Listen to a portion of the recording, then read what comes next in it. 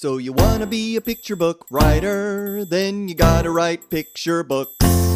And you're gonna need a bucket load of bright ideas for titles, plots, and hooks. If you're partial to prose or you're raring to rhyme, then repeat after me. It's a challenge, but I'm gonna tackle each story 1 month at a time with 12 by 12. When we started in 2012, most of us at that time, myself included, were not published. We didn't have agents. And it really was a quest to try to build this portfolio of work. And I remember Stacy being especially dedicated to that. And so, for those of you, you may not be aware, but we do have this section of our website called the Winners Wall, which is where we post a video celebrating everybody who wrote 12 or more drafts that year. And then we have a list of everyone's names. And so, I decided to take myself down memory lane and go look at Stacy's stats for the years of 12 by 12. And so, here we go. All right. In 2012, Stacy wrote 20 drafts. In 2013, Stacy wrote 26 drafts. In 2014, Stacy wrote 28 drafts. And in 2015, Stacy wrote 43 drafts, which led me to create this image that we put in the Winners Wall video that year. Holy cats! Stacy Jensen wrote 43 picture book drafts in 2015. But wait, there's more. In 2016, Stacy wrote 35 drafts, and in 2017, Stacy wrote 20. Now, I am not sharing this with you to say this is what you should be producing every year. If that were the case, I myself would be doomed. But it's to show you that tonight we are celebrating Stacy's debut picture book. And we all have our own paths to publication. And the one thing I always say is you will get published if you don't give up.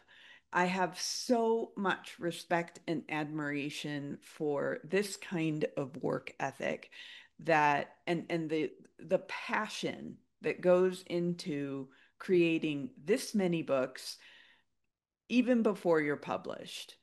So that, my friends, amounts to 172 picture book drafts, and that was the only through 2017. I did look at the Winners Wall, and I haven't seen Stacy there since 2017, but I'm fairly certain that she has written more drafts in the past 8 years, maybe just not 12 each year, or maybe she just hasn't reported in. We can ask her. But that, my friends, is what we call winner, winner, chicken dinner. And we're here to see the results of that, which is her beautiful book, Before I Lived Here.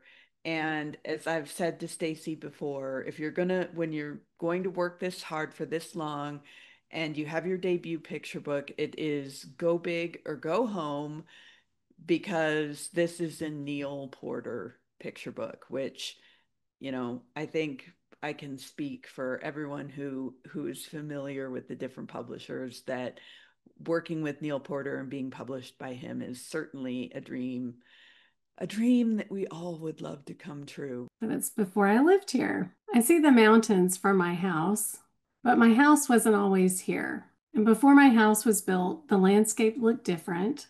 Truckload by truckload, a backhoe and a front end loader dug a foundation hole and flattened the land. And before the land was flattened, builders removed trees, hammered in flags where streets would go, and created homes and schools to form a neighborhood.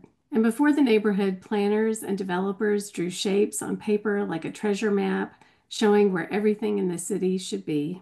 And before the city, the ranchers built bunkhouses as they joined cattle ranches. And before the cattle ranches, settlers built cabins and corrals as their families tended their homesteads. This is a picture book that I think people could read and think, well, that looks simple.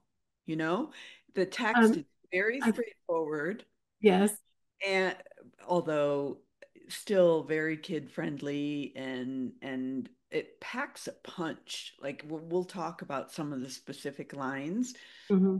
but we were talking before about how I was lucky enough to read a very early draft of this manuscript, and it was a lot different, but the core of the idea was the same, which is what was this place like before I got here? So if you could start by talking to us about what I know is the immense amount of work and research and years that you spent on this story. Well, I mean, it's based on my neighborhood in Colorado Springs.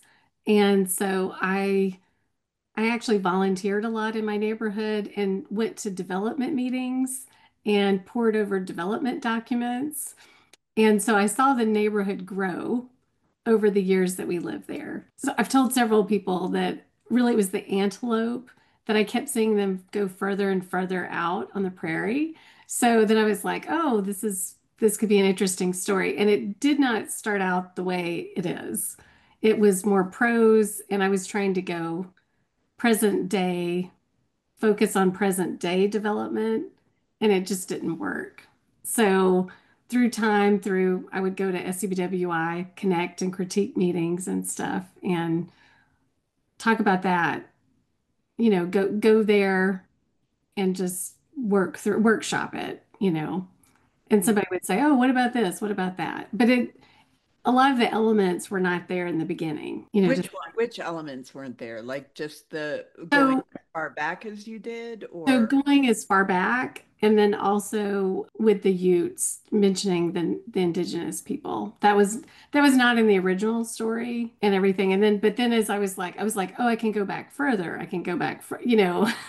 One thing I always do is I always tell people that I'm a writer. And I think maybe it's because I was a journalist. I've never been too worried about saying I'm a writer. So I haven't felt self-conscious about that. And then I also say, I reframe things and say, if I have a critique group, I say I have a work meeting because because sometimes when you say you have a critique group, somebody's like, "Oh, you can miss that," and I'm like, "No, I can't. I shouldn't miss no, it, right?" that is So actually not true at all. yes, and I used to have a standing appointment. Somebody in our Southern Breeze region, she had a meeting where she would do a Zoom, and I would go every Tuesday morning, and I had to change my job changed, so I had to change that. But I wouldn't make doctor's appointments, I wouldn't volunteer, I wouldn't do all of these things because I was like, I have a work meeting. I have a work meeting from 12, 10 to 12. Yeah, I have a standing meeting. Yeah, so It's not negotiable. I love that. Do it together so never you fear. It's a handy little way to help you kick into gear.